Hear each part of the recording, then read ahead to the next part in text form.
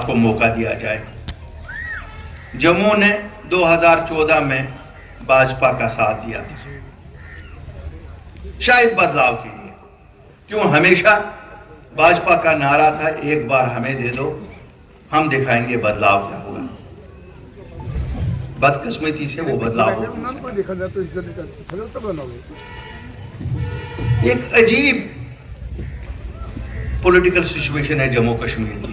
Election से पहले सभी पॉलिटिकल जमातें जो हमने आज तक देखी हैं, वो दिल्ली को गालियां निकालते हैं, और इलेक्शन के रिजल्ट जो ही आते हैं वो दिल्ली के गीत गाने शुरू करते हैं। अब ये समझ नहीं आता है क्या पहले से सांठगांठ होती है या उसी दिन फिर सांठगांठ शुरू हो जाती है। इस सांठगांठ की आज तक ये गुत्थी सुलझी नहीं, ये पिछले 74 साल में सुलझी नहीं। हमने देखा एक बड़ा लीडर था जम्मू कश्मीर का 1947 में, जिसको मैं कहता हूं जिसकी वजह से जम्मू कश्मीर हिंदुस्तान के साथ है। लेकिन जब इलेक्शन का वक्त आता था वो भी दिल्ली को गालियां निकालता था, और इतनी गालियां निकालता था कि उसका कोई शुमार ही नहीं होता था। श्रीनगर में गाली, जम्मू में थोड़ी सी कम गाली देनी, दिल्ली पहुंच गए तो गालियां ही गालियां दे दो। इनको लगता था कि शायद जम्मू कश्मीर में, उस वक्त तो मीडिया ऐसा था नहीं, फिर जब कमरे में घुसे उनके साथ, अंदर उनकी तारीफें ही तारीफें। ये 47 से शुरू हो गया, मुझे लगता है 2018 तक यही चलता रहा। उनको और गोल गुजरात के सभी लोगों को जो आज यहाँ आए हमारी सभा में और हमारी बातें सुनी, हमने अपनी पार्टी के प्रोग्राम इनके सामने रखे। आप देख रहे हैं हमारा ये जो जन अभियान 2020 से शुरू हुआ है, चलता ही जा रहा है, और ऊपर वाले की कृपा से मजबूत दिन ब दिन पार्टी होती ही जा रही है। बुखारी साहब, हाल ही में हुर्रियत कॉन्फ्रेंस के नेता जाफर इकबाल ने आपकी पार्टी को ज्वाइन किया है।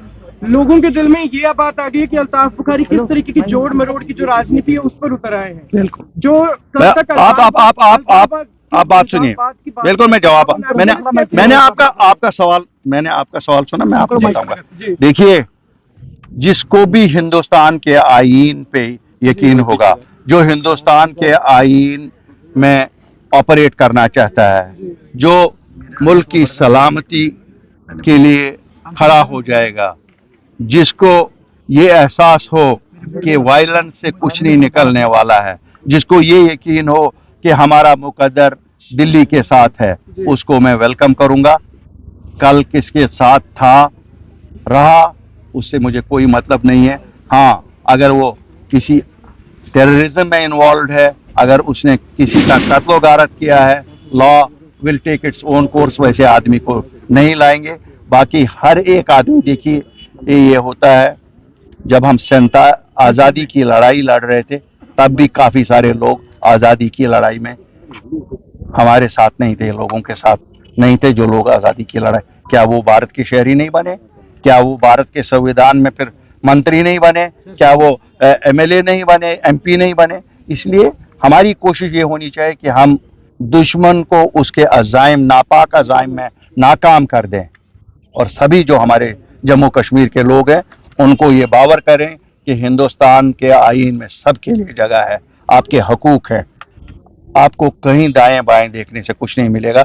जो मिलेगा इसी आईन में, दिल्ली से ही मिलेगा, और वही हमारी कामयाबी है। मुझे तो खुशी है, उल्टा तो आप लोगों को मुबारकबादी देनी चाहिए कि हम उन लोगों को जो कल कहते थे कि इंडिया गो बैक, आज वो कहते हैं इंडिया वेलकम, इंडिया वेलकम। यही तो जीत है, जमहूरियत की जीत इसी को कहते हैं।